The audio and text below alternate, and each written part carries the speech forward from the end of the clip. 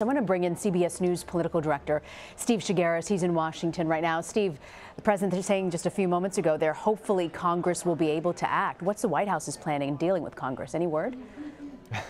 Well, we heard from we just heard from the president. We heard from his spokeswoman Sarah Sanders, who repeated that line that they want Congress to deal with this. They wouldn't say exactly what they want Congress to do, except for not just a clean DACA bill, but they want to do more in terms of immigration reform. And as we know, watching Congress over the last several years, getting immigration reform through Congress is not an easy task. In fact, it's an impossible task.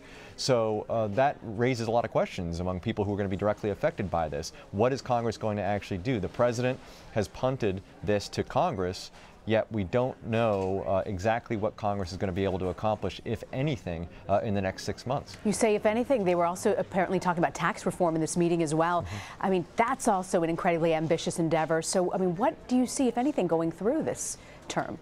Well, it's interesting. So this tax reform, this meeting was really, I think, it's a photo op by definition, and I think it literally is a photo op to show people that they're working on this. This is part of the president's agenda. They want to kickstart the discussion of this because basically between North Korea and DACA, there's a lot of news that's sort of interrupting this tax reform push by the president and Congress. So he's getting everybody together to do this. The president heads to North Dakota tomorrow to give another speech on tax reform, and they want to show that they're at least working on it. But as you mentioned, it's an uphill battle, mainly because this is going to be something that Republicans are going to pass. They're not going to. It's not going to be a bipartisan situation. Democrats are not going to sit down with Republicans on this issue, and not all Republicans are on board. At least conservative Republicans want to make sure that whatever tax cuts are agreed to are paid for. Not everybody's on board with that in the Republican Party. So this is really at a very early stage in the discussion. And keep in mind, the House and Senate don't have much time left before the end of the year, and tax reform is not the only thing on their agenda. They have other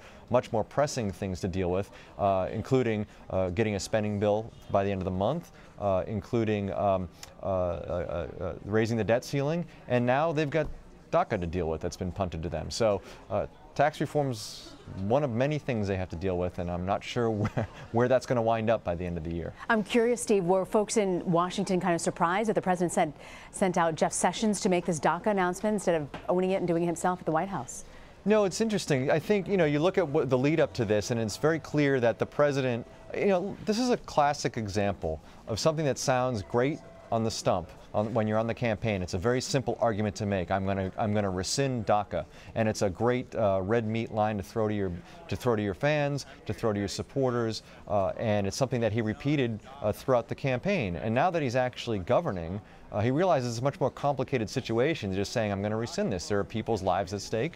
It's a very controversial issue, and clearly he was, I don't know if torn is the right word, but he was thinking twice about the simplicity of his original argument. And so not a surprise that he distanced himself a little bit by putting Sessions out there, and it's not a surprise that he punted this to Congress to deal with, because I think there is part of the president that says, I don't want to totally abandon these 800,000 kids, but at the same time, he's got a lot of pressure from his base, a lot of pressure from conservatives to rescind that executive order that President Obama signed, and that's what he did. Something that presidents have had to deal with for many decades. Thank you, Steve Chaggaris, for joining us. Thanks, Rena.